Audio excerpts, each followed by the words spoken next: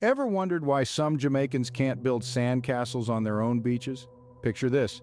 You own a state-of-the-art refrigerator, it's sleek, it's shiny, it's chock full of the most delicious ice cream. But there's a catch, you can't eat it. Sounds absurd, right? Well, welcome to the paradox of the Jamaican beaches. These slices of paradise with their turquoise waters and pristine sands are a sight to behold. But here's the irony. The very people who call this island home, the Jamaicans, can't always enjoy their own beaches. Why, you ask? Well, it's due to a little thing called privatization. In a bid to boost tourism, many of these beaches have been sold off to private entities. These private owners then charge an entry fee, making these beaches inaccessible to the average Jamaican. Imagine living in a house where you can't lounge in your own living room. It's sort of like that. But instead of a cozy couch and a television, it's the warm Caribbean sun, the refreshing sea breeze, and the soothing sound of waves they're missing out on. Now you might be thinking, surely there must be some public beaches left, and yes, there are. But the number is dwindling, and the ones that remain are often lacking in amenities and upkeep. So, while tourists sip cocktails under thatched umbrellas, many Jamaicans are left looking longingly from the sidelines. The irony is as bitter as a lime in their world-famous rum punch. But don't despair, there's a silver lining. Many Jamaicans are rallying for their right to access their own beaches, sparking a nationwide conversation about land rights, public spaces, and social equality. It's a complex issue, but one that's as important as the sand is to a beach. So next time you're sipping a cocktail on a Jamaican beach, remember, the locals might just be envying your ice cream. To understand this beachy paradox, we need to dive into the waves of history. No snorkeling gear required. Jamaica, a gem in the Caribbean Sea, has a long, intricate history that has shaped its beaches as we know them today. In the 15th century, when Christopher Columbus first set foot on Jamaica, he probably wasn't thinking about beachfront property. He was more focused on claiming the island for Spain. But the British had other plans, and in the 17th century they swooped in and claimed the island for themselves. The British, ever the savvy real estate moguls, recognized the value of Jamaica's golden sands and sparkling waters. Let's fast forward a bit to the days of pirates. Picture this: skull and crossbones, flags fluttering in the breeze, the salty sea air, and pirates. Lots of pirates.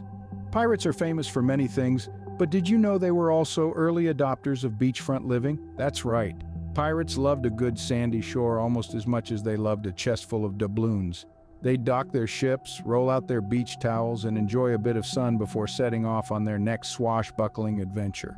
I mean, who wouldn't want to live in paradise, even if it was just between bouts of pillaging and plundering? Jokes aside, Jamaica's beaches have always been a valuable resource. They've served as ports for trade, battlegrounds for empires, and now they're a prime destination for tourists from around the globe. But here's where things get a bit dicey. After gaining independence from Britain in the mid-20th century, Jamaica faced a new challenge. How do you balance the need for tourism, a major economic driver, with the rights of the Jamaican people? In their quest to attract tourists, many of Jamaica's beaches were sold off to private entities, often large resorts and hotels. These private beaches, while stunningly beautiful and meticulously maintained, are often off-limits to locals. Imagine living in paradise but being unable to dip your toes in the water at your leisure. It's a bit like living next to a bakery and never getting to taste the freshly baked bread. And so, Jamaica's beaches, once the stomping grounds of pirates and a vital part of the island's heritage, have become a symbol of inequality and a source of tension. The beach, a place of relaxation and enjoyment for many, has become a battleground once again, this time between the interests of big business and the rights of the Jamaican people. And that's how we ended up with private beaches, minus the pirate flags. Ever tried to understand legal jargon? It's like trying to read a map in the dark, but don't worry, we've got the flashlight. Let's untangle this legal mess that's as complex as the dance steps of the Jamaican quadrille. At the heart of this issue is the law around beach ownership in Jamaica. You see, most of the beaches are classified as private property. Now you might be thinking, well, that's not so hard to understand. But hold on to your hats, folks, because it gets twistier than a limbo competition. The laws governing beach ownership are as clear as a bowl of Jamaican pepper pot soup. According to the law, the Queen's Chain, a strip of land 66 feet from the high water mark, is owned by the government. This is supposed to be accessible to the public. But here's the catch. Many private properties include parts of the Queen's Chain, making it difficult for the public to access these areas without trespassing on private property. It's like being invited to a party, but the front door is locked. Now let's add another layer to this legal dance-off: the Beach Control Act of 1956. This law allows the government to lease sections of the beach to private entities. So it's a bit like playing musical chairs, but when the music stops, the locals often find there's no chair left for them. And there's more. The law also allows the government to grant licenses to businesses to use the beaches for commercial purposes. It's like lending your favorite dance shoes to a friend, only to find out they're using them to tap dance for profit. So, you see, understanding these laws is like trying to master an intricate dance routine, where the steps keep changing and the beat is constantly shifting. So, in simpler terms, it's a legal dance-off and the locals are left without a dance partner. So, what happens when a Jamaican wants to take a dip in the ocean, swim in their bathtub? You might think that's a joke, but for many locals it's closer to reality than you'd believe. The issue of beach access, or rather the lack thereof, has a significant impact on Jamaican locals. It's like having a world-class kitchen but being told you can only eat in the pantry. The beaches, a fundamental part of their identity and culture, are increasingly becoming inaccessible to them. Imagine the same shores where generations of Jamaicans have played, fished, and enjoyed family picnics are now off-limits. It's like telling Usain Bolt he can only run in his backyard. It's absurd, isn't it? The economic consequences are just as profound. Many locals rely on these beaches for their livelihood. From fishermen to beach vendors selling jerk chicken and cool coconut water, these beaches aren't just stretches of sand and sea. They are the lifeblood of local communities. When these traditional livelihoods are disrupted, it forces locals to seek alternatives. However, these alternatives often fall short in providing the same level of income or job satisfaction. It's like asking a master chef to flip burgers at a fast food joint. Sure, they're still cooking, but it's not quite the same, is it? The social fabric of the community is also affected. Beaches in Jamaica are more than just picturesque vistas for tourists. They are communal spaces where friendships are formed, stories are shared, and traditions are passed down. The loss of access to these beaches is akin to losing a piece of their cultural identity. The situation is so dire that it's not unusual for locals to risk fines or even jail time to sneak onto their own beaches. It's like having to break into your own house because someone else has the keys. If this continues, Jamaicans might have to replace their national dish with bathtub soup. But Jamaicans aren't just sitting on their porch, they're fighting for their right to party on the beach. Just as the sun refuses to leave the Jamaican sky without a spectacular sunset, Jamaicans refuse to give up their beaches without a fight. This isn't just a battle for sandy shores and crystal clear waters, it's a fight for cultural identity, for heritage, and for the very soul of Jamaica. Imagine a competitive game of beach volleyball. On one side, you have the locals, their feet firmly planted in the sand, their hearts beating with the rhythm of reggae. On the other side, you have developers and investors armed with blueprints and bulldozers. The ball? Access to the beaches. Each volley, each serve, each spike represents an effort, a movement, a protest. The crowd, that's the rest of the world watching as the game unfolds. The Jamaicans have been serving up some powerful shots. We've seen grassroots organizations sprouting up like coconut trees along the shoreline. These groups are made up of ordinary people doing extraordinary things. They organize beach cleanups, they petition, they protest, they raise awareness. They are the defenders of the beach, the guardians of the sand and sea. Then there are the legal eagles, lawyers who are using the law as their net, volleying for the rights of the locals. They are challenging the legality of beach privatization, arguing that the beaches are a public good, a national treasure that belongs to everyone. And let's not forget the artists, the musicians, the poets, and the writers.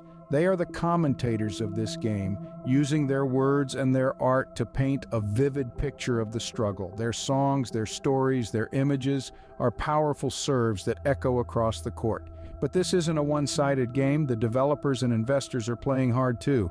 They have their own powerful serves, their own spikes. They argue that their developments bring jobs, boost the economy, and attract tourists. But at what cost?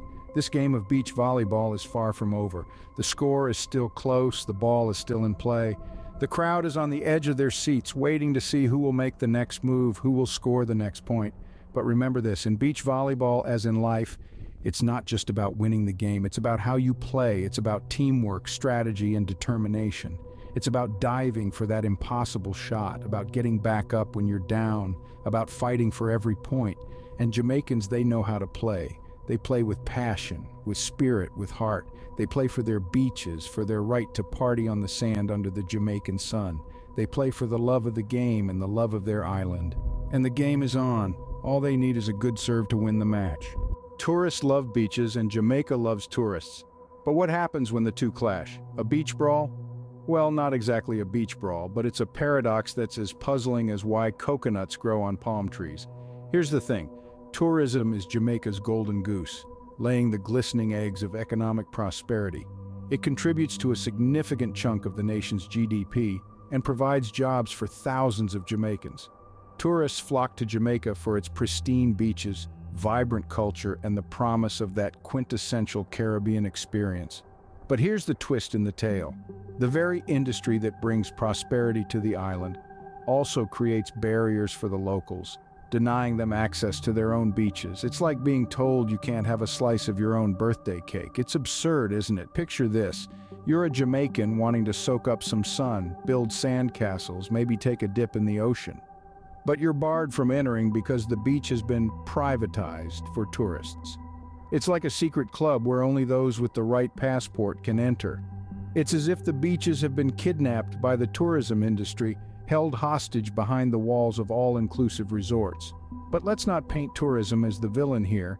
The reality is more nuanced. Tourism is a lifeline for many Jamaicans, offering employment opportunities and helping to boost the local economy. It is a double-edged sword. While it restricts access to beaches, it also puts food on the table for many Jamaican families. And let's not forget, tourists themselves aren't the ones to blame. They are simply consumers in a system that caters to their demand. They come to Jamaica for the sun, sea, and sand, unaware of the paradox their patronage creates. It's like buying a chocolate bar without knowing it's made from cocoa beans picked by underpaid farmers. The irony here is that the natural beauty that tourists come to enjoy is being denied to the very people who call this paradise home. It's like a bird being denied the right to fly in its own sky. So how do we solve this paradox? Can tourism and local access coexist? It's a tough nut to crack, like trying to figure out why the chicken crossed the road. But it's a nut worth cracking because at the end of the day, everyone deserves to enjoy the beauty of nature, whether they are a local or a tourist. And here's a thought. Maybe, just maybe, if locals and tourists could share these beaches, they might learn from each other, fostering a sense of global community and mutual understanding. After all, isn't that what travel is all about? So it's a love-hate relationship like pineapple on pizza. Some love it, some don't. Scene script. So how do we solve this sandy dilemma? Build more bathtubs? Well, not quite. Let's dive into some possible solutions that don't involve turning Jamaica into one giant bathroom fixture.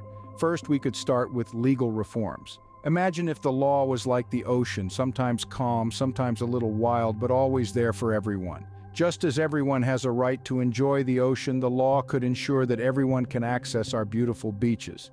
This could mean changing current policies to make sure that public access to beaches is protected, or creating new laws that prioritize the rights of locals over those of private developers.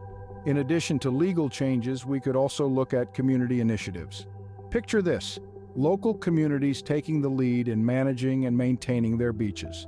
This would not only ensure access for everyone, but could also create a sense of ownership and pride among locals. And let's not forget, when people feel a connection to a place, they're more likely to care for it, leading to cleaner, better maintained beaches. Now, we can't talk about solutions without mentioning education.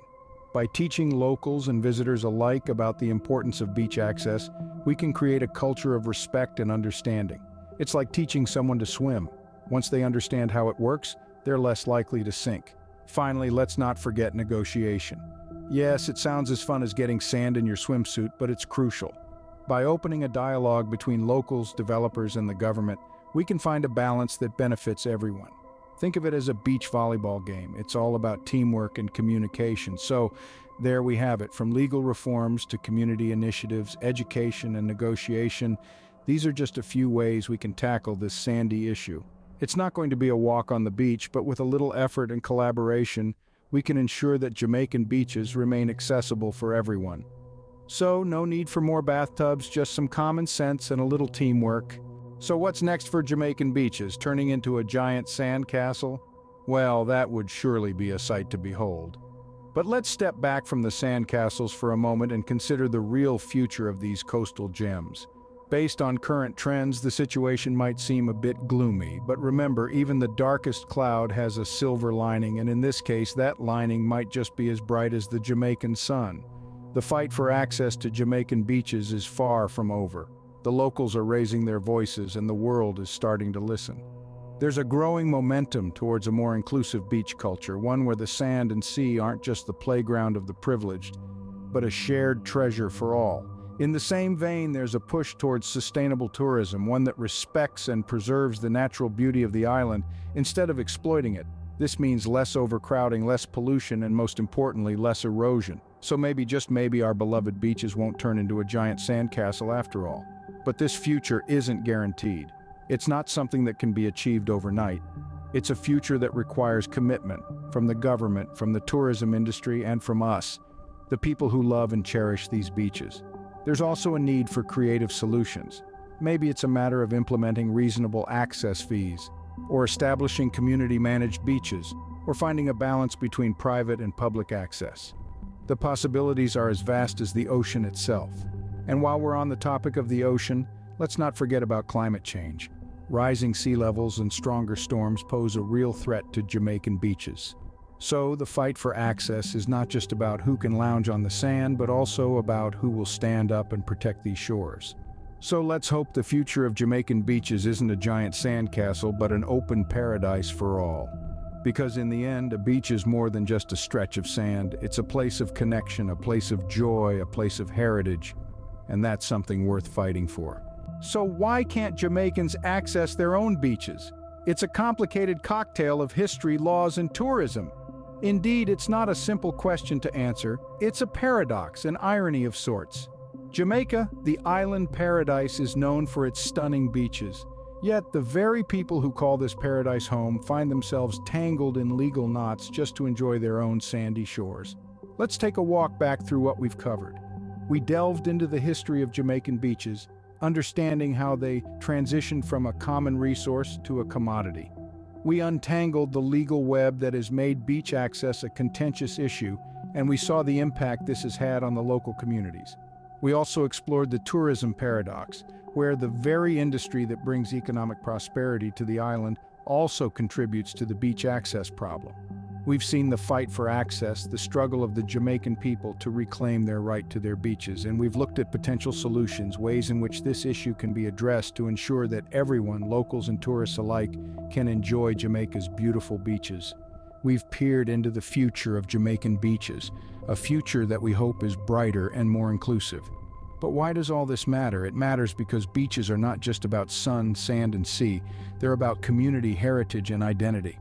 They're about the rights of the Jamaican people to enjoy their own natural resources, and they're about finding a balance between economic development and social equity.